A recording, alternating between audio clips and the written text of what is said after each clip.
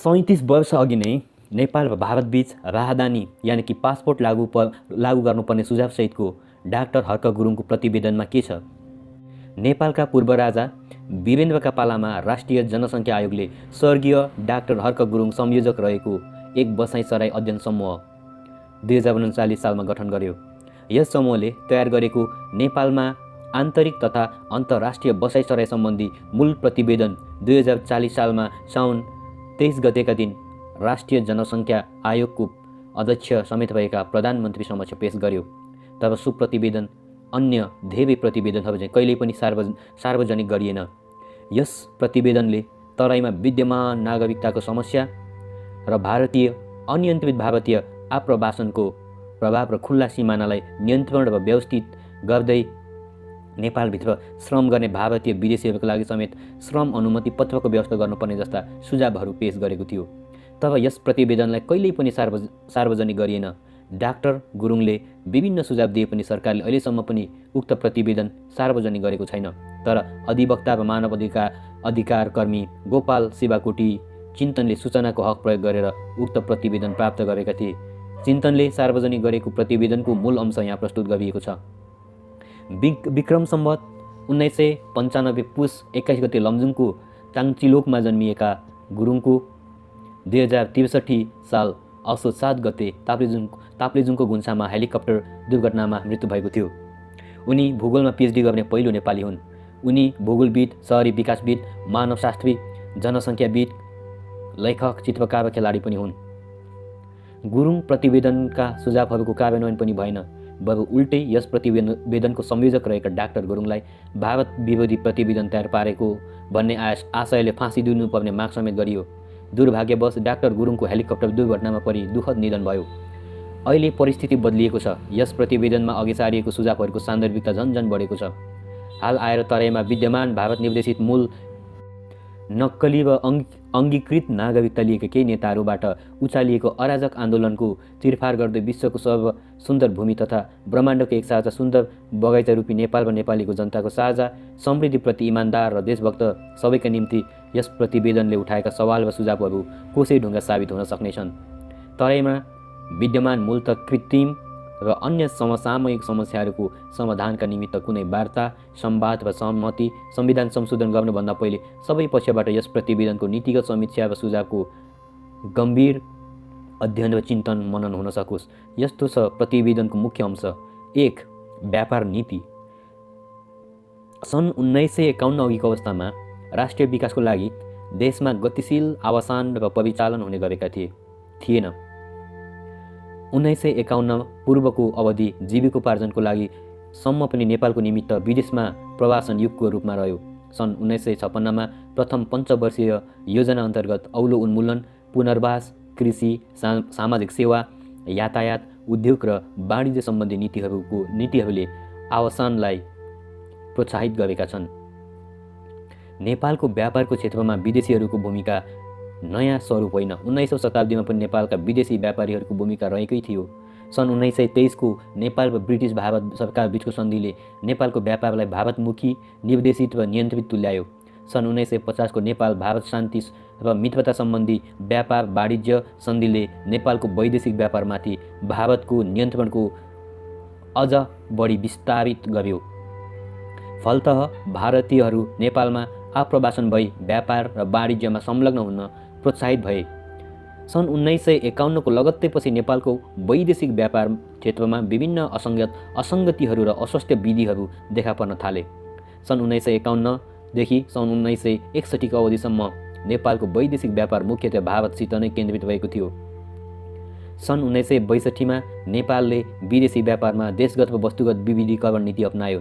विविधीकरण उद्देश्यहरू हासिल गर्ने मनसायबाट निकासी अधिक लाभांश व्यवस्था सन् 1962 देखि 1978, उपहार पुलिन्दा व्यवस्था सन् 1966 देखि 1968 र द्वय विनिमय प्रणाली 1978 देखि 1981 जस्ता कृत्रिम आर्थिक प्रोत्साहनदायी उपायहरूको अवलम्बन गरिए।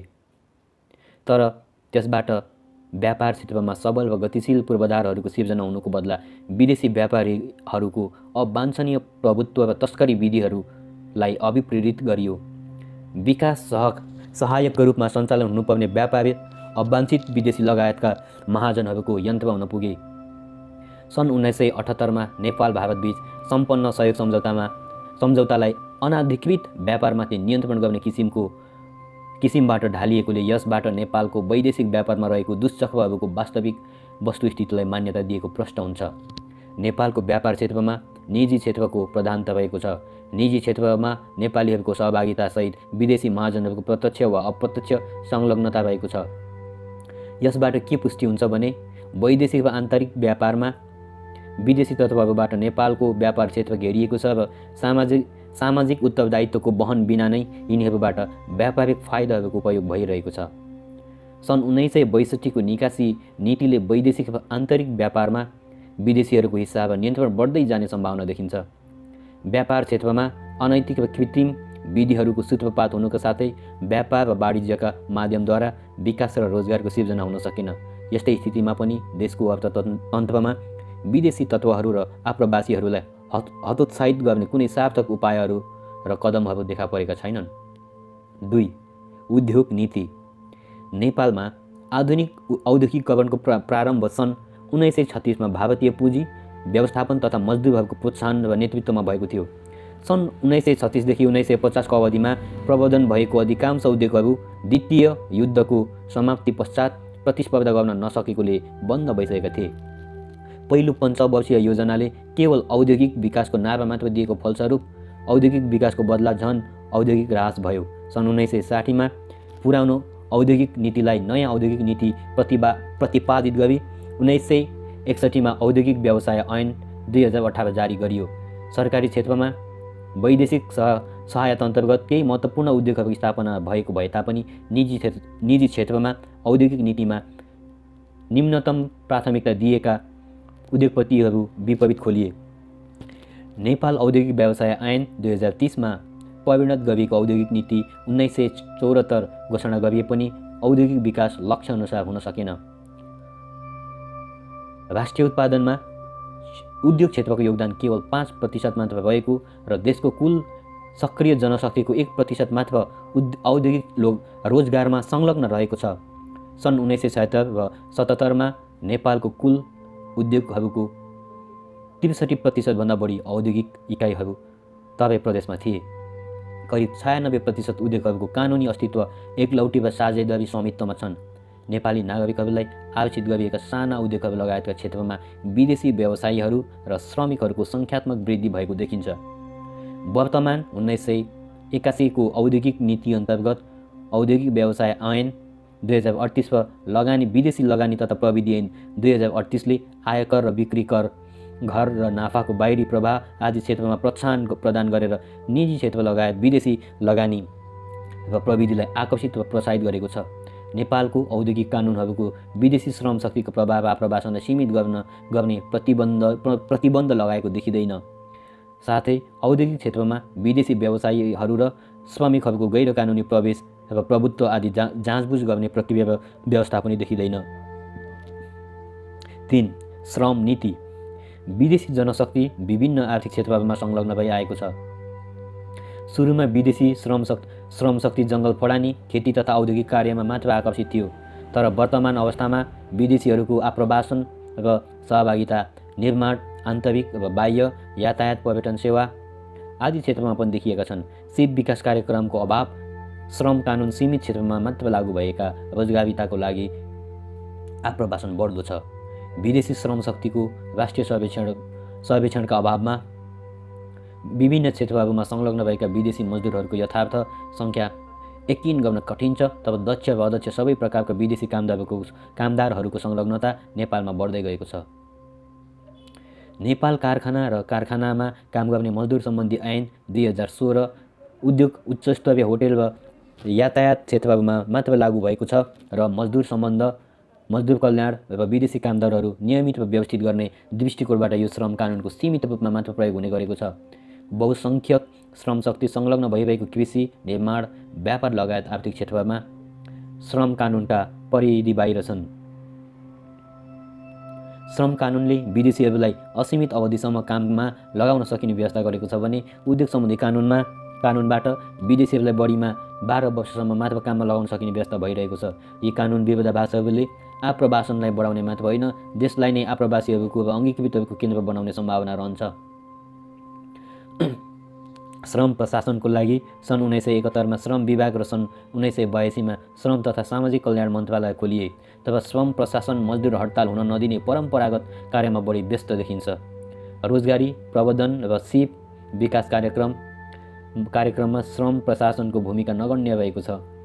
विकास लगानीको फलस्वरूप सिर्जना भएका रोजगारका अवसरहरूको उपभोग विदेशी श्रम शक्तिबाट भइरहेको छ भने अर्कोतिर देशको बेरोजगारी र अर्ध बेरोजगारी बढ्दो छ। सन् 1971 लागू भएको राष्ट्रिय शिक्षा पद्धतिको योजनाले प्राविधिक र सिप विकास कार्यक्रम राखिएको भए तापनि यसको कार्यान्वयनमा गुणात्मक प्राविधिक र सिपयुक्त दक्ष जनशक्ति राष्ट्रिय आवश्यकता अनुकूल आपूर्ति हुन सकेन। साथै सिप विकास र व्यावसायिक प्रशिक्षणका सम्बन्धमा श्रम प्रशासनको भूमिका र अन्य व्यावसायिक प्रशिक्षण केन्द्रहरूको बीच समन्वय पनि परिभाषित छैन। 4. अन्तर्राष्ट्रिय सिमाना। उत्तरमा हिमालय परिवेष्टित र दक्षिणमा भारत परिवेष्टित नेपालको अवस्थाले गर्दा खास गरी दक्षिणतर्फको खुल्ला सिमाना नेपालका निमित्त सुविधा र दुविधा दुवै दृष्टिले हेर्नुपर्ने विषय बन्दै गएको छ। आफ्ना दुवै मित्र राष्ट्रहरूसित सौहार्दपूर्ण सम्बन्ध राख्नुपर्ने व्यवस्थाले र विशेषताले गर्दा सिमाना विवादले आजसम्म खास समस्या खडा गरेको छैन। नेपाल चीन सीमा सम्बन्ध। पेकिङमा जनवरी 20, 1963 सिमाना सम्बन्धी पत्र आदान प्रदान भएअनुसार दुवै पक्षले सीमा स्तम्भ रेखाङ्कनको रेखदेख गर्ने र मर्मत गर्ने, एकपक्षीय रूपमा सीमा स्तम्भ परिवर्तन गर्न नपाइने, यथासम्भव सिमाना स्थित नदीलाई बाटो परिवर्तन गर्नबाट नियन्त्रण गर्ने र बाटो बदल्न सक्ने कुनै पनि कुरा नगर्ने, नदीले बाटो बदलेमा पुरानै सिमाना कायम गर्ने, हरेक 5 वर्षमा संयुक्त सीमा निरीक्षण गर्ने जस्ता सिद्धान्तहरूमा द्विपक्षीय सहमति कायम भएको छ। उपरोक्त सहमति अनुसार पछिल्लो पटक 1971 सीमा रेखाङ्कन सम्झौता सफलपूर्वक सम्पन्न भइसकेको छ। नेपाल भारत सिमाना। पूर्वमा मेचीदेखि पश्चिम महाकालीसम्म 10 गजा नामले प्रख्यात स्वामित्वविहीन जग्गा र प्रत्येक 1/4 माइलमा गाडिएका सीमा स्तम्भ नै नेपाल र भारतलाई छुट्याउने कृत्रिम सीमा हो। सन् 1860 नोभेम्बर 1 दिन तत्कालीन अङ्ग्रेज शासित भारतसँग सिमाना विषयक सन्धि हस्ताक्षर भए यता आजसम्म भारतसित कुनै नेपालको गम्भीर सीमा विवाद उठेको वा उठाइएको छैन। नेपालको राष्ट्रिय कानुन अन्तर्गत स्थानीय प्रशासन ऐन 2028 को दफा 4 को उपदफा 3 मा अञ्चलाधीशले वर्षको एकपटक विदेशी मुलुकसित जोडिएको सिमानाको जाँच गरी श्री 5 को सरकारमा प्रतिवेदन प्रस्तुत गर्ने व्यवस्था भए तापनि यो जाँचको उद्देश्य, आधार, कार्यक्षेत्र र कार्यविधिको सम्बन्धमा स्पष्ट नीति प्रतिपादन भएको देखिँदैन। दक्षिणतर्फका सीमा स्तम्भहरू मासिएका वा नासिएका, सो जग्गाको अतिक्रमण भएको, भारत सरकारले सिमानाका नजिक बाँध बनाएको जस्ता विकल्पहरूबाट गम्भीर समस्या खडा भएको अवगत हुँदै पनि यस सम्बन्धमा कुनै कारबाही भएको देखिएको छैन। भारतसितको खुल्ला र अनियन्त्रित सिमाना दुवै राष्ट्रहरूका जनता र माल सामानहरूको वाञ्छित वा अवाञ्छित ओसार पसारको लागि प्रयोग भइआएको छ।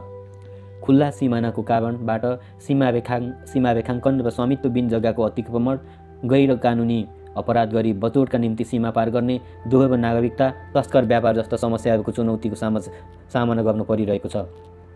अनियन्त्रित सीमा व्यवस्थाले गर्दा कतिपय अवस्थामा द्विपक्षीय सन्धिको कार्यान्वयन आफ्नो राष्ट्रिय नीतिहरूको प्रभावकारी कार्यान्वयनमा समेत प्रतिकूल प्रभाव पर्दै आएको पाइन्छ। औद्योगिक व्यवसाय सम्बन्धी कानुन अन्तर्गत अन्तर्राष्ट्रिय सिमानाबाट 8 किलोमिटरभित्र कुनै उद्योग खोल्न नपाइने गरिएको भए तापनि घरेलु उद्योग, औद्योगिक क्षेत्र, चालु उद्योगहरूको आधुनिकीकरण, क्षमता वृद्धि र विविधीकरण गर्नमा कुनै बाधा छैन। यो नीति सिमाना प्रशासनलाई सुदृढ गर्ने नीति र राजमार्गसँग जोडिएका क्षेत्रहरूको औद्योगिक र व्यावसायिक विकास हुनुपर्ने नीति विपरीत देखिन्छ। 5. आप्रवासन। अधिकार, कर्तव्य, दायित्व र सुविधाका दृष्टिले कुनै पनि राष्ट्रले नागरिक र गैर नागरिकलाई समान हैसियतमा राख्न सम्भव हुँदैन। नेपाल जस्तो जनसङ्ख्या वृद्धिको अत्यधिक चापले पीडित र गरिब देशले विदेशीहरूको आगमन र आप्रवासनका सम्बन्धमा कुनै ठोस नीति प्रतिपादन गर्न सकेको छैन। अध्यागमन र आप्रवासन सम्बन्धी निश्चित नीति नै प्रतिपादन नभएकाले विदेशी सम्बन्धी विद्यमान कानुन व्यवस्थाहरूले प्रत्यक्ष र परोक्ष रूपमा नेपालका विदेशीहरूको निर्बाध आगमन आप्रवासनलाई प्रोत्साहित दिइरहेको देखिन्छ। आप्रवासनलाई नियन्त्रण अनियन्त्रित रहिबन दिनु व्यापक राष्ट्रिय हितको दृष्टिले अनुपयुक्त हुने भएकोले तत्सम्बन्धी विद्यमान कानुन व्यवस्थाहरूको मूल्याङ्कन गरी यथाशीघ्र सुधार गर्नुपर्ने देखिन्छ। विदेशीहरूको अध्यागमन वा आप्रवासनसित सम्बन्धित कानुन व्यवस्थाहरू निम्न बमोजिम भएका छन्। विदेशी सम्बन्धी ऐन 2015 सन् 1958 र विदेशी सम्बन्धी नियमावली 2032 1967 सामान्य तवरले सबै विदेशीहरूको वा कुनै खास विदेशीको वा कुनै खास वर्ग र वर्णको विदेशीहरूको नेपालमा राज्य प्रवेश, उपस्थिति वा प्रस्थानलाई मनाई, नियमित वा नियन्त्रित गर्न सक्ने अधिकार यस ऐन अन्तर्गत भए तापनि नेपालमा आप्रवासनको लागि आउने अधिकांश भारतीय विदेशीहरूको सम्बन्धमा लागू नहुने भएकोले सो कानुनी व्यवस्थाको प्रविधि अत्यन्त सीमित बन्न गएको छ। व्यापार सम्बन्धी कानुन व्यवस्था निकासी पैठारी ऐन 2013 को अन्तर्गत नेपाली एजेन्सी ऐन 2014, प्राइभेट फर्म रजिस्ट्रेसन ऐन 2014, साझेदारी ऐन 2020, कम्पनी ऐन 2021, पेटेन्ट डिजाइन एन्ड ट्रेडमार्क ऐन 2022 र यी ऐन अन्तर्गत नियमहरूद्वारा नेपाल अधिराज्यभित्रको व्यापारिक गतिविधिलाई नियन्त्रित र नियमित र व्यवस्थित गरिन्छ। तर विदेशी नागरिकहरूमध्येका खास गरी भारतीय नागरिकहरूको व्यापारमा संलग्न हुने नहुने भन्ने सम्बन्धमा स्पष्ट कानुनी व्यवस्था छैन।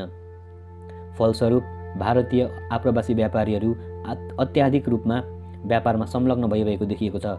स्पष्ट रूपमा प्रतिबन्धित नभएकोले सम्भवतः सन् 1950 को नेपाल भारत शान्ति तथा मैत्री सन्धि अन्तर्गत यसको किसिमको स्वतन्त्रता उपलब्ध भइरहेको हो कि भन्ने आशंका गर्न सकिन्छ। श्रम र रोजगार सम्बन्धी कानुन कारखाना तथा कारखानामा काम गर्ने मजदुर सम्बन्धी ऐन 2016 र नियमावली 2019, निजामती सेवा ऐन 2013 र नियमावली 2020 आदि अन्तर्गत विदेशीलाई काममा सामान्यतया लगाउन नपाइने व्यवस्था भए तापनि कृषि, व्यापार, निर्माण वा निजी क्षेत्रमा यी कानुनी व्यवस्थाहरू लागू नहुने हुँदा व्यवहारमा विदेशी खास गरी भारतीय ठुलो सङ्ख्यामा कार्यरत रहेको देखिएको छ। श्रम र रोजगारीको खोजीमा आउने आप्रवासीहरूलाई यी नियमावलीहरूले खास बन्देज लगाउन सकेको देखिन्न। औद्योगिक व्यवसाय तथा विदेशी लगानी सम्बन्धी कानुन औद्योगिक व्यवसाय ऐन 2038 व विदेशी लगानी तथा प्रविधि सम्बन्धी ऐन 2038 अन्तर्गत विदेशी कामदारहरू र प्राविधिकहरूलाई काममा लगाउन सकिने व्यवस्था छ। प्रतिबन्ध सीमित भएको र उचित व पर्याप्त सुपरभिजन व्यवस्थाको अभावमा लागू हुनुपर्ने अवस्थामा पनि कानुनको उल्लङ्घन सजिलैसित गर्न सकिने भएकोले प्रभावकारी छैन। रकम ठेक्का बन्दोबस्त सम्बन्धी कानुनी व्यवस्था रकम र सरकारी ठेक्का बन्दोबस्त ऐन 2020 र नियमावली अनुसार श्री 5 को सरकारबाट बोलाइएको ठेक्का बन्दोबस्तमा विदेशीले भाग लिन सक्ने गरिएकोले विदेशी ठेकेदारले वैदेशिक मजदुर नै पैठारी गर्ने र विदेशी ठेकेदार मार्फत अनुचित आर्थिक लाभ गर्न सक्ने अधिकारी वर्गलाई समेत सजिलो हुने भएकोले ठेक्का बन्दोबस्त सम्बन्धी कानुन व्यवस्थाहरू आप्रवासनलाई प्रोत्साहन पुर्याउने किसिमबाट बनेको देखिन्छ।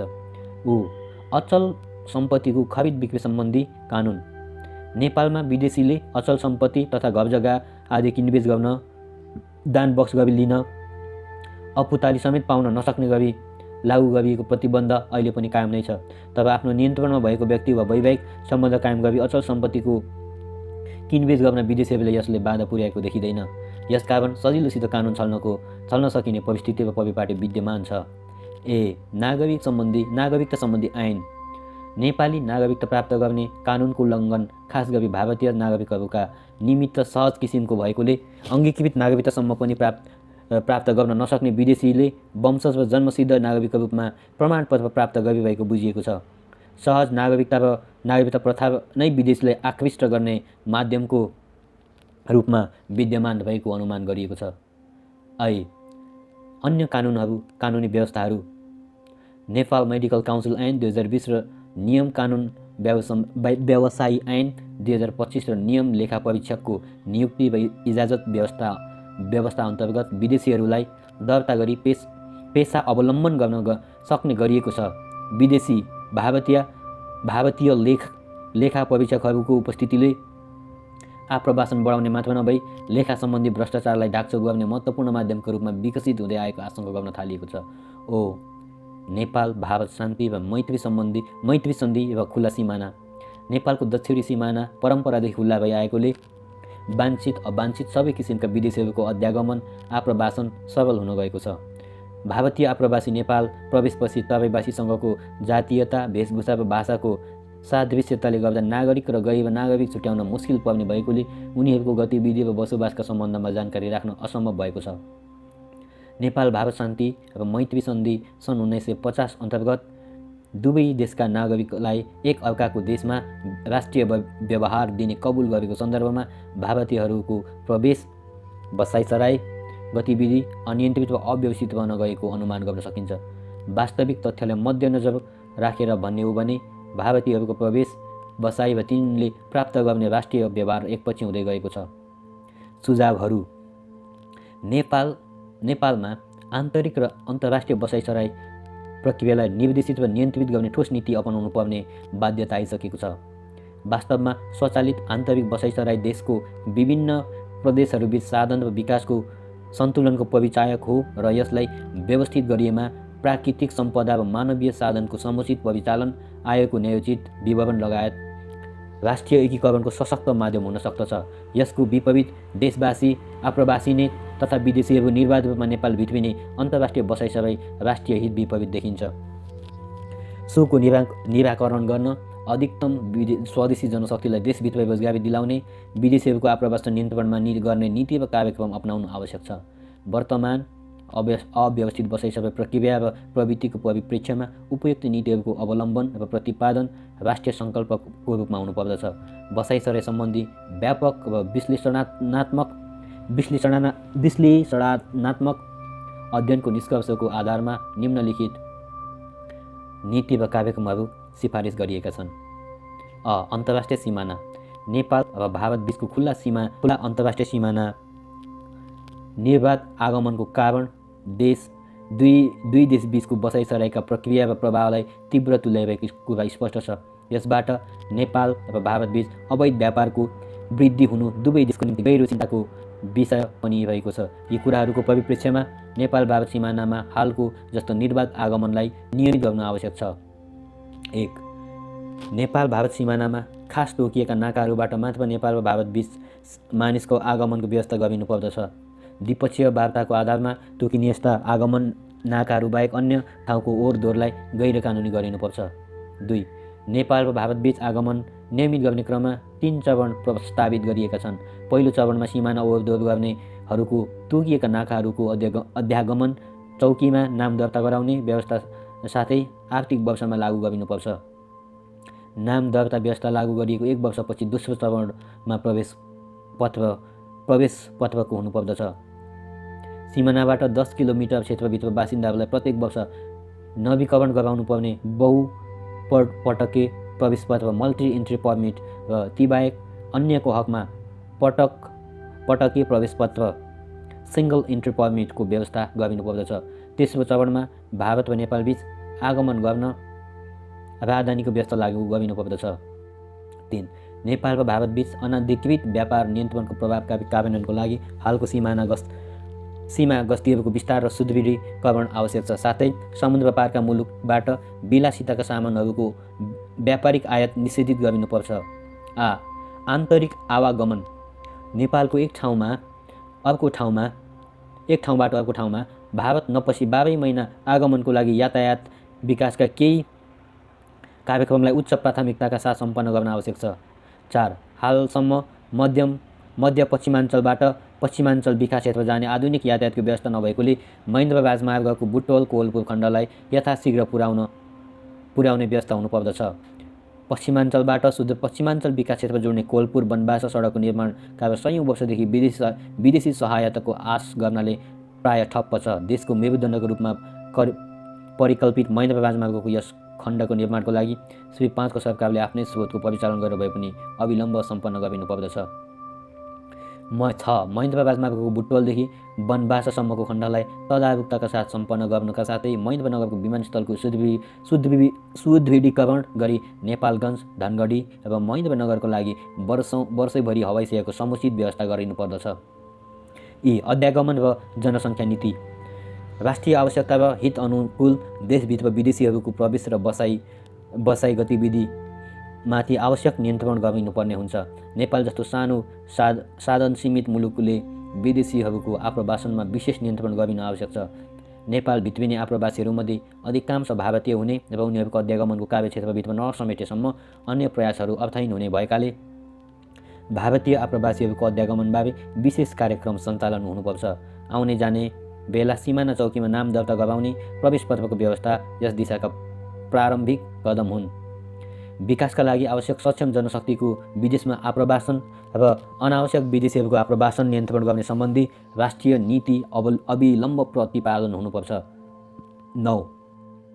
अनियन्त्रित आप्रवासनको परिवार नियोजन कार्यक्रमका प्रतिकूल प्रभाव हुनाले राष्ट्रिय जनसङ्ख्या नीतिको उद्देश्यहरूमध्ये अन्तर्राष्ट्रिय बसाइसराईलाई व्यवस्थित र नियन्त्रित गर्ने कुरालाई प्रमुख ध्यान दिनुपर्छ।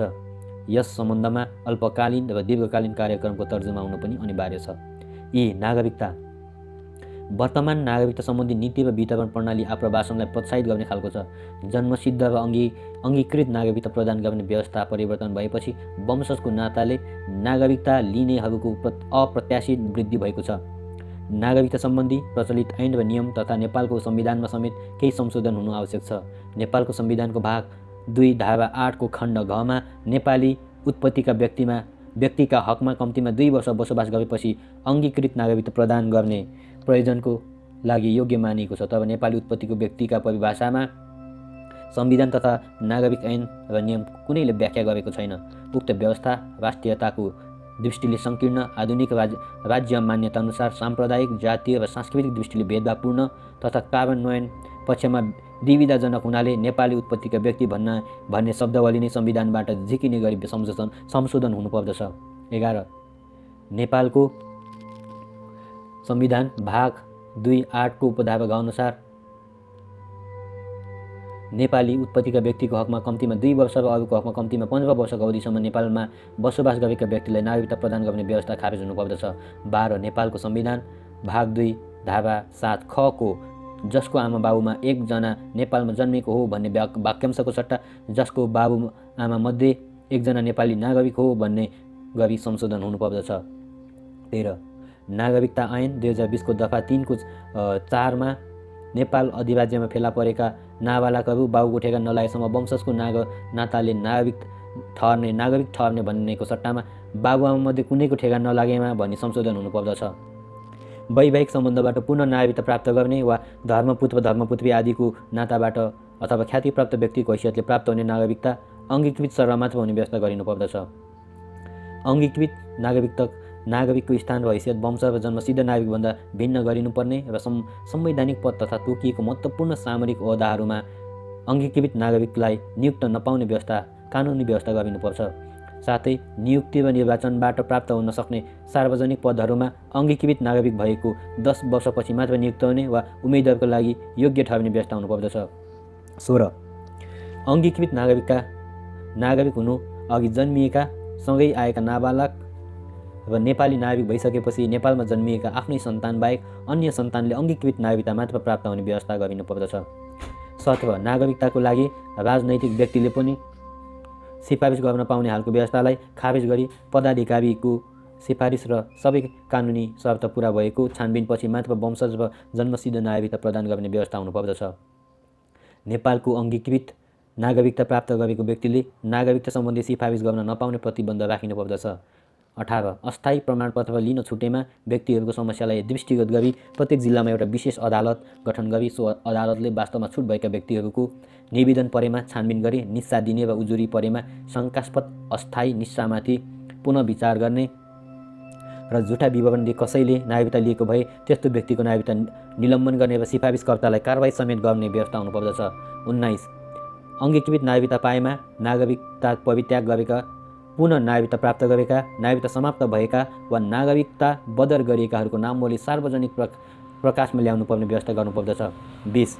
हालको पञ्चाधिकारी कार्यालयलाई सुसङ्गठित गरी जन्म, मृत्यु र घटना लगायत नागरिक दर्ता गर्ने अभिलेखालयको रूपमा किताबखाना केन्द्रीकृत स्तरमा स्थापनाको साथै अञ्चल र जिल्ला कार्यालयहरूमा नागरिकता र मतदाता सम्बन्धी सूची र अद्यावधिक राख्ने कानुनी व्यवस्था र प्रशासकीय व्यवस्था हुनुपर्दछ। 21. घर जग्गाको बिक्री खरिदी सार्वजनिक संस्थाबाट ऋण प्राप्ति, विदेशमा जान वा राजधानी लिन, सरकारी वा सार्वजनिक सङ्गठित संस्थाहरूको नियुक्ति पाउन वा निर्वाचनमा उम्मेदवार हुने वा नागरिक र गैर नागरिक छुट्याउनु पर्ने विषयको लागि बाहेक अन्य हरेक साधारण कामका लागि नागरिकताको प्रमाणपत्र पेश गर्नुपर्ने झन्झटपूर्ण अनिवार्यता हटाउनु पर्दछ। व्यापार विविधीकरणको नाममा केही अवधिदेखि श्री 5 सरकारले तत्कालीन आर्थिक लाभ हुने कृत्रिम उपायहरू प्रोत्साहित गरेबाट व्यापार क्षेत्रमा विदेशीहरूको अवाञ्छनीय भूमिका प्रभुत्व बढ्न गएकोले यस प्रकारको कारोबारमा आप्रवासी व्यापारीहरूको नियन्त्रण गरिनु पर्दछ। व्यापार क्षेत्र स्वदेशीहरूको संलग्नता प्रोत्साहित गरिनुको साथै संलग्नता संस्थागत विकास हुनुपर्दछ। 22 समुद्र पारका मुलुकहरूबाट पैठारी हुने विलासिता, अर्धविलासिता र उत्तेजनशील वस्तुहरूको आयात बन्देज गर्नुपर्दछ। साथै व्यापार विचलन निरुत्साहित गर्ने अपराधीहरूलाई पर्याप्त दण्ड सजायको विशेष कानुन व्यवस्था हुनुपर्दछ। 23 आन्तरिक तथा अन्तर्राष्ट्रिय व्यापारमा विदेशीहरूको संलग्नता परिधिबारे स्पष्ट नीति अवलम्बन गरिनुपर्दछ। व्यापार व्यवसायमा सार्वजनिक प्रमण्डलको प्रबन्धन गराउन नेपाल कम्पनी ऐन अन्तर्गत विविधतापूर्वक गठन हुने व्यापारिक पब्लिक लिमिटेड कम्पनीको सेयर लगानीमा विदेशी नागरिकलाई हिस्सेदार हुन पाउने व्यवस्था गर्ने र त्यस्तो विदेशीको स्वामित्वको अधिकतम हद 49% मात्र हुन सक्ने गरी निर्दिष्ट गर्नुपर्दछ। 24 नेपाल र भारतका बीच यी दुई देशका उत्पत्तिका र उत्पादनका वस्तुहरूको निकासी पैठारी व्यापार मात्र सञ्चालन गर्ने कार्यक्षेत्र तोकी नेपाल कम्पनी ऐन अन्तर्गत गठन हुने प्राइभेट लिमिटेड कम्पनीमा विदेशी व्यापारीहरू नागरिकहरू हिस्सेदारी हुन पाउने गर्नुपर्दछ। तर यस्तो कम्पनीमा अङ्गीकृत बाहेकका नेपाली नागरिकको अत्यधिक हिस्सा र व्यवस्थापन नियन्त्रण अधिकार रहेको हुनुपर्दछ। 25 श्री 5 को सरकारबाट सर्वसाधारणका लागि अत्यावश्यक भनी तोकिएका वस्तुहरूको भारतबाट पैठारी र नेपालभित्र तोकिएको बजार बस्तीमा आन्तरिक बिक्री वितरण समेत गर्ने व्यापार प्रयोजनका लागि भारतीय व्यापारी नागरिकको पूर्ण स्वामित्वमा हुन सक्ने गरी नेपाल कानुन अन्तर्गत कम्पनी स्थापना र सञ्चालन गर्न सक्ने व्यवस्था हुनुपर्ने देखिन्छ। तर नेपालमा सम्बन्धित वस्तुहरूमा औद्योगिक विकासको गतिलाई दृष्टिकोणमा राखी यसमाथि प्रतिबन्धात्मक बन्देज र नियन्त्रण विस्तार गर्ने नीति पनि हुनुपर्दछ।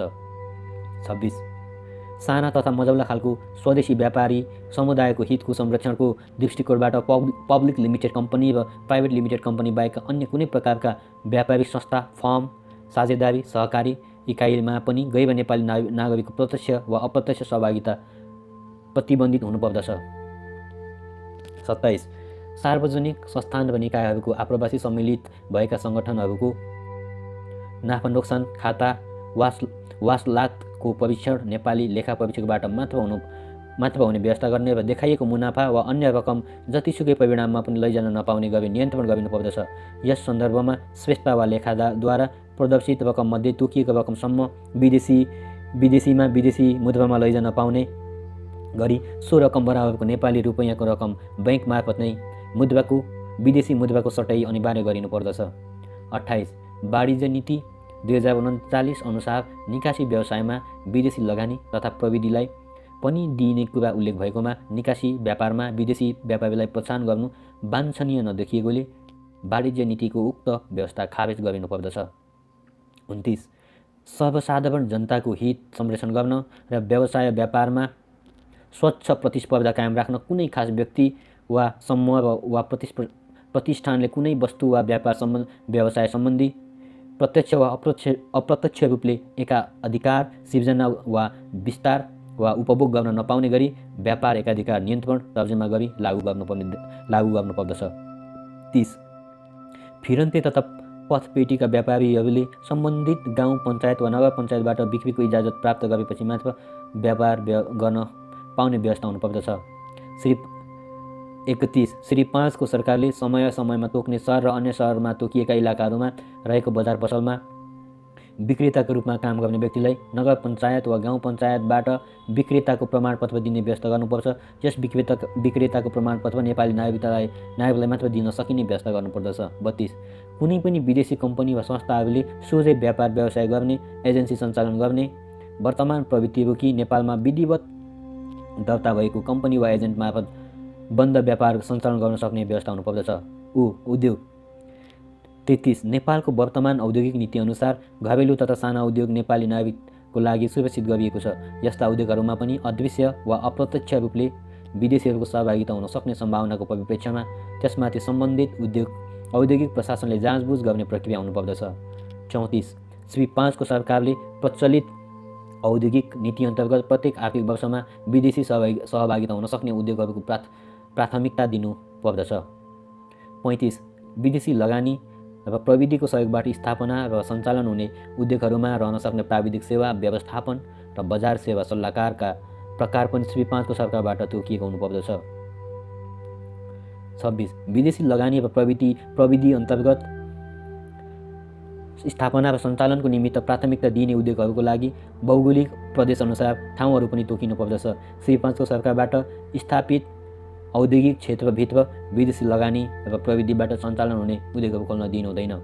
37 सीमाना प्रशासनलाई सुदृढ गर्ने अन्तर्राष्ट्रिय सीमानाभित्र होटेल यातायात सम्बन्धी उद्योगहरूलाई औद्योगिक व्यवसाय ऐन 2038 मा छुट दिएकोले उक्त उद्योगहरू खोल्न नपाउने गरी औद्योगिक नीति र तत्सम्बन्धी कानुनमा संशोधन हुनुपर्दछ। 38 हालको सीमावर्ती इलाकामा सञ्चालित उद्योगहरूको स्थानान्तरण र उद्योगहरूको स्थापनाका लागि राजमार्गहरूको दोबाटोमा पर्ने ठाउँहरूको औद्योगिक विकास गराउन एक प्रादेशिक औद्योगिक योजनाको तर्जुमा भई कार्यान्वयन हुनुपर्दछ। ए श्रम र रोजगारी आन्तरिक तथा अन्तर्राष्ट्रिय बसाइ सराईलाई देशको श्रम तथा रोजगारी नीति प्रष्ट हुन सकेको छैन भने अर्कोतिर कानुनी भएको कानुनी तथा प्रशासकीय व्यवस्था पनि पूर्ण रूपमा लागू गरिएको छैन। 39 वर्तमान श्रम र सामाजिक कल्याण मन्त्रालयको कार्य श्रम र रोजगारी भन्दा सामाजिक कल्याण वा परम्परागत कामतर्फ नै बढी केन्द्रित भएकोले सामाजिक कल्याण कार्य उक्त मन्त्रालयको कार्यक्षेत्रबाट छुट्टै श्रम तथा रोजगारी मन्त्रालय हुनुपर्ने देखिन्छ। 40 नेपाल कारखाना र कारखानामा काम गर्ने मजदुर सम्बन्धी ऐन 2016 र सोही सम्बन्धी 2019 को नियम श्री 5 को सरकारबाट ठोस रूपमा लागू गरिएको छैन। सो 2016 को ऐन र 2019 को नियम यस आर्थिक वर्षदेखि नै सबै रजिस्टर्ड उद्योगहरूमा तदारुकताका साथ लागू गर्न आवश्यक छ। यस व्यवस्थालाई उद्योगबाहेक अन्य आर्थिक व्यावसायिक क्षेत्रमा पनि क्रमशः विस्तार गर्नुका साथै भारतीय नागरिकहरूलाई पनि कामको लागि इजाजत वर्क परमिट लिनुपर्ने व्यवस्था गरिनुपर्दछ। 41 गैर नेपाली नागरिक वा विदेशी जनशक्ति काममा लगाउने अवधिको सम्बन्धमा नेपाल कारखाना र कारखानामा काम गर्ने मजदुर सम्बन्धी ऐन 2016 र औद्योगिक व्यवसाय ऐन 2038 अन्तर्गत कानुनी बन्देजहरू पहिलो ऐन अन्तर्गत नियमको दफा नम्बर 47 क दोस्रो ऐनको दफा 10 मा भिन्न भिन्न व्यवस्था हुनको साथै आप्रवासन प्रोत्साहित हुने र उनीहरूले नेपाली नागरिकता प्राप्त गर्दै जाने सम्भावना भएको हुँदा समेत एक कानुन व्यवस्थाहरूमा सामञ्जस्यता हुने गरी विदेशीहरूलाई काम लगाउन अनुमति दिन सकिने अवधिको हद छोटो समय तोकिनुपर्दछ। साथै उद्योग प्रतिष्ठानहरूले नेपालको कामदारहरूको क्रमशः वृद्धिको लागि तालिम दिने व्यवस्था पनि गरिनुपर्दछ। उद्योगद्वारा यस प्रकारको तालिम कार्यमा खर्च गरेको रकमको खर्चको अनुपातमा आयकर छुट दिनुपर्दछ। 42 विदेशी लगानी तथा प्रविधि सम्बन्धी कानुन अन्तर्गत विदेशी लगानीकर्ताले विदेशी सल्लाहकार व्यवस्थापक वा विशेषज्ञ राख्न पाउनेमा पनि नेपाली सहयोगी अनिवार्य रूपमा राख्नुपर्ने र पुँजी लगानी तथा श्रमको अनुपात मिलाउँदा विदेशीको बहुसङ्ख्या नहुने व्यवस्था गरिनुपर्दछ। गैर नेपाली नागरिकहरूले 43 गैर नेपाली नागरिकहरूले गरिरहेको काममा नेपालीहरूलाई रोजगारी उपलब्ध गराउने विदेशी कामको लगत लिने त्यस्ता सेवामा नेपालीहरूलाई संलग्न गराउने तर्फ अल्पकालीन तथा दीर्घकालीन योजना बने निम्न मध्यम र उच्च सबै स्तरका सिप तालिम र अध्ययन कार्यक्रम सञ्चालन गरिनुपर्दछ। 44 विकास आयोजनाहरूमा चाहिने श्रमको अधिक्य भएको ठाउँमा श्रमको माग भएको ठाउँमा अध्यक्ष तथा अर्धदक्ष श्रम शक्तिहरूलाई योजनाबद्ध रूपले परिचालन गर्न राष्ट्रिय योजना तथा आयोग तथा प्रस्तावित श्रम तथा रोजगारी मन्त्रालयद्वारा जनशक्तिको अद्यावधि प्रक्षेपण र कार्यस्थलमा सञ्चालनको व्यवस्था गर्नुपर्दछ। 45 दक्षता र सिप विकास प्रशिक्षणको सम्बन्धमा श्रम प्रशासनको भूमिका र उत्तरदायित्व निर्धारण गरिनुपर्दछ। साथै एकै प्रकारको व्यावसायिक प्रशिक्षण विभिन्न संस्थाहरूले गरिराखेकाले र ती निकायहरूका बीच समन्वय र सामञ्जस्यको अभाव देखिएकोले यिनका बीच संस्थागत समन्वयको व्यवस्था हुन आवश्यक छ। 46 ठुला निर्माण योजनामा विदेशी ठेकेदारहरूले नेपाली भन्दा विदेशी मजदुरहरूलाई काममा लगाउने प्रवृत्ति बढ्दछ। यस प्रथालाई हतोत्साहित गर्न कर र ठेकालाई बन्दोबस्त सम्बन्धी कानुनहरूमा नेपाली मजदुर लगाउने ठेकेदारहरूलाई केही सहुलियत पाउने व्यवस्था गरी सुधार गरिनुपर्दछ। यसको साथै सरकारी तथा संस्थानहरूको निर्माण कार्यमा विदेशी श्रमिकलाई काम लगाउन नपाउने नियमहरूको व्यवस्था गर्नुपर्दछ। 47 नेपालमा काम गरिरहेका तथा काम गर्न आउने विदेशीहरूले श्रम विभागद्वारा तोकिए अनुसारको फारममा नाम दर्ता गर्नुपर्ने प्रत्येक वर्ष नवीकरण गर्नुपर्ने व्यवस्था हुनुपर्दछ। 48 श्रम विभागमा सञ्चालित तालिमको कार्यक्रम श्रममूलक रोजगारी बढाउने, तालिम प्राप्त श्रमिकलाई रोजगारीको व्यवस्था तथा कार्यक्रम सञ्चालन गर्नेतर्फ बढी ध्यान दिन आवश्यक छ। यस प्रकारका कार्यक्रमहरू आगामी आर्थिक वर्षदेखि नै योजनाबद्ध रूपले विस्तार गरिनुपर्दछ। 49 केही वर्ष यता भारत बाहेक खाडी देश जाने श्रममूलक र सिङ्गापुर तथा ब्रुनाई जाने शुभेच्छा सम्बन्धी नेपाली जनशक्ति वृद्धि भएको छ।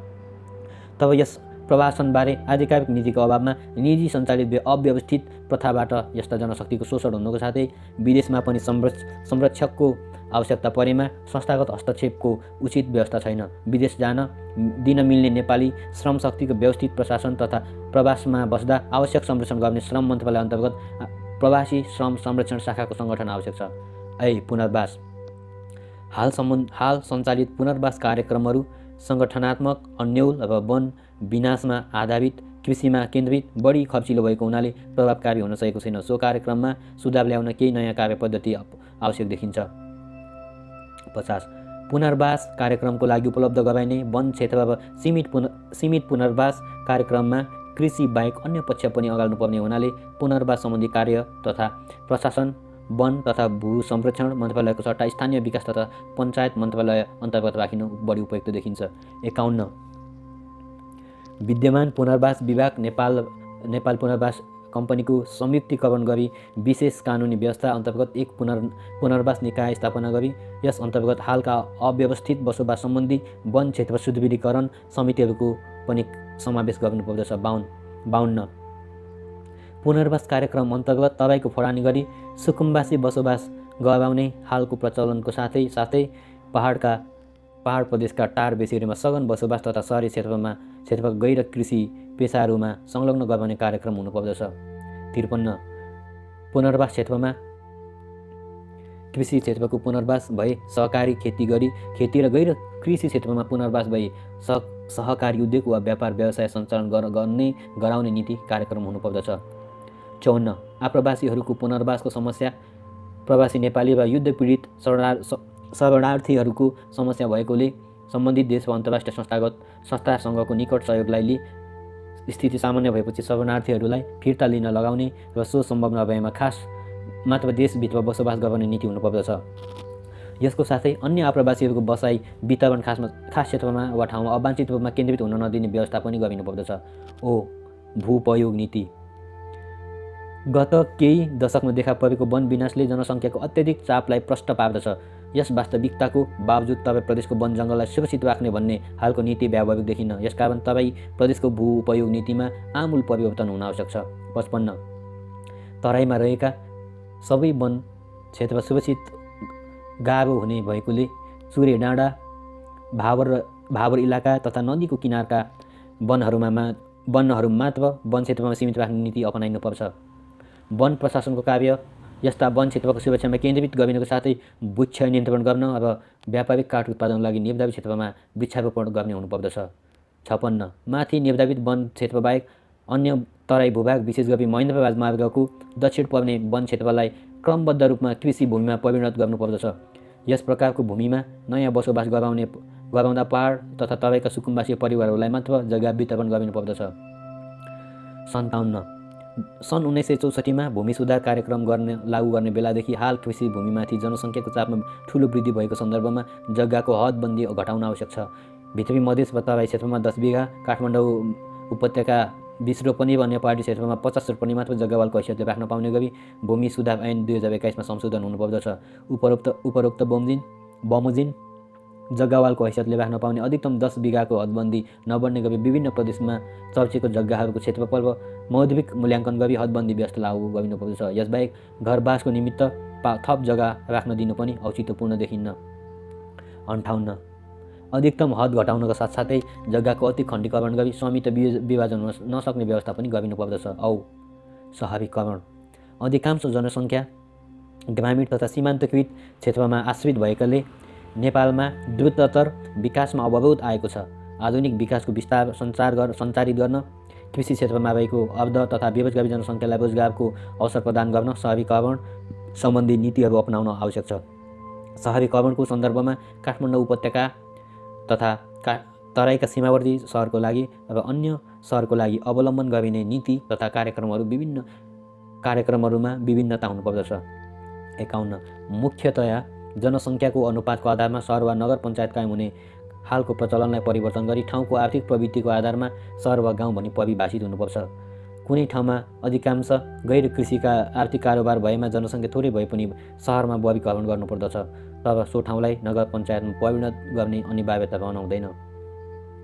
60 कृषि बाहेक अन्य क्षेत्रमा रोजगार पाउन वा सामान्य वस्तुहरूको खरिद बिक्रीको लागि पहाडबाट भित्री मधेस वा तराईका बजारमा जानुपर्ने हालको बाध्यतालाई हटाउन पहाड प्रदेशमा छानिएका केन्द्रहरूमा घरेलु तथा साना उद्योग, लघु विद्युत तथा व्यापारिक विकासको माध्यमद्वारा प्रादेशिक स्तरमा सहरको विकास गरिनुपर्दछ।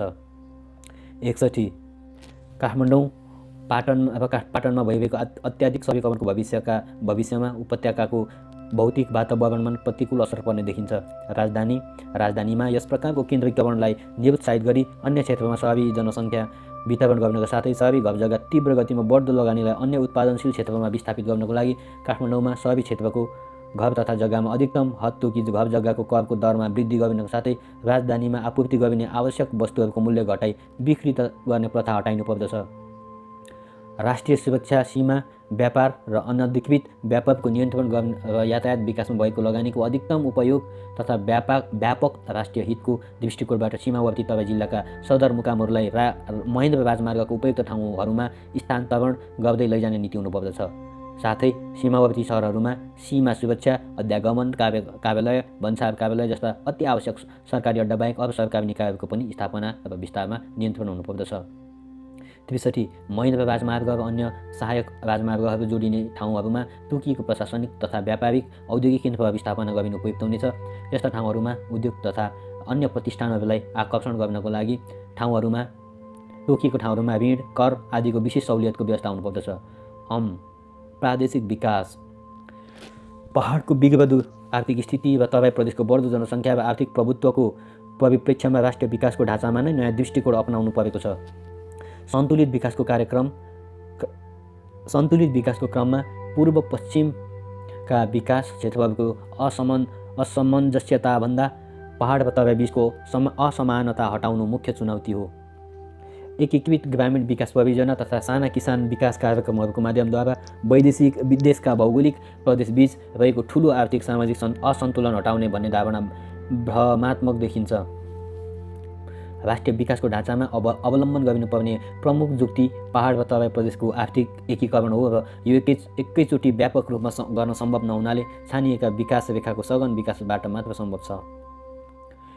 प्रत्येक विकास क्षेत्रलाई प्रतिनिधित्व हुने गरी पहाड र तराई जोड्ने निर्माण भइसकेका वा निर्माणाधीन सडकलाई आधार बनाई वरपरका क्षेत्रमा विकास कार्यक्रम केन्द्रीकृत गरिनुपर्दछ। यस्ता विकास रेखाको पहाडी भेगको लागि मुख्य कार्यक्रममा तराई वा बाह्य बजारमा खपत हुने स्थानीय वस्तुको उत्पादन गर्न कृषि, उद्योग, फलोद्यान विकास हुनुपर्दछ। छानिएका विकास रेखामा पर्ने हाल सञ्चालित एकीकृत ग्रामीण विकास परियोजनाका कार्यक्रमहरूलाई पनि उक्त मुख्य कार्यक्रमसित आबद्ध गराउन सकिन्छ। 65 महेन्द्र राजमार्गको विकास निर्माणमा धेरै लगानी र समय लागेको वास्तविकतालाई विचार गर्दा पहाडी प्रदेशमा पनि अर्को पूर्व पश्चिम राजमार्गलाई नै राष्ट्रिय विकासको मेरुदण्ड बनाउन व्यावहारिक हुनेछ। विकास लगानीको अधिकांश भाग उक्त राजमार्गभित्र पर्ने मधेस र तराईको उत्तरी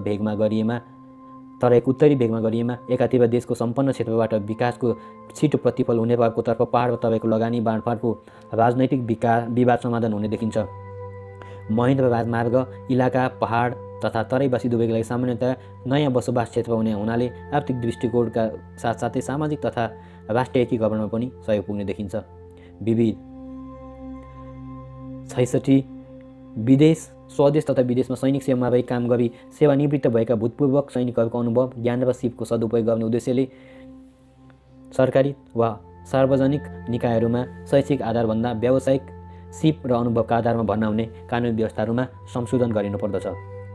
67 राष्ट्रिय जनमत सङ्ग्रह, आम निर्वाचन र स्थानीय पञ्चायतहरूको निर्वाचनमा तयार भएको मतदाता सूचीबाट खास गरी तराई प्रदेशको मतदाता सङ्ख्यामा अस्वाभाविक ढङ्गबाट वृद्धि भएको देखिनाले सोको वास्तविकता र कारणहरूको छानबिन गरिनुपर्दछ।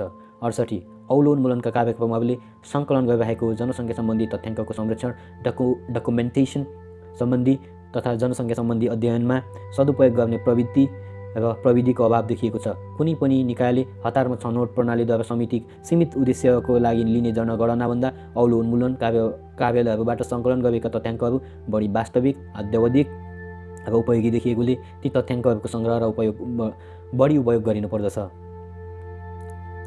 69 राष्ट्रिय एकता र सद्भावको सिर्जना गर्न तथा विकास सञ्चार व्यापक गराउन रेडियो नेपालको कार्यक्रममा विदेशी फिल्मी सङ्गीतको प्रसारको समय सीमित गरी मुख्य स्थानीय भाषाहरूमा पनि परिवार नियोजन, कृषि, भू संरक्षण तथा अन्य विकास कार्यक्रमहरू प्रचार प्रसार गर्नुपर्दछ।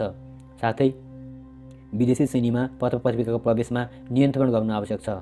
70 आन्तरिक तथा अन्तर्राष्ट्रिय बसाइसरे सम्बन्धमा उचित कार्यक्रमहरू निर्धारण गर्न विदेशमा नेपाली प्रवासनको प्रकृति र परिमाण, प्रवासनको पहाडी अर्थतन्त्रमा प्रभाव, आप्रवासनको राष्ट्रिय अर्थतन्त्रमा सकारात्मक र नकारात्मक प्रभाव जस्ता विषयमा विस्तृत अध्ययन गरिनुपर्दछ। शाहबाग नागरिक खबरबाट धन्यवाद। यो थियो डाक्टर हर्क गुरुङले बुझाउनु भएको प्रतिवेदन। धन्यवाद। यस्तै इन्ट्रेस्टिङ र इन्फर्मेटिभ भिडियोको लागि यो च्यानल सब्सक्राइब गर्नुहोला। Thank you. 37 वर्ष अघि नै नेपाल र भारत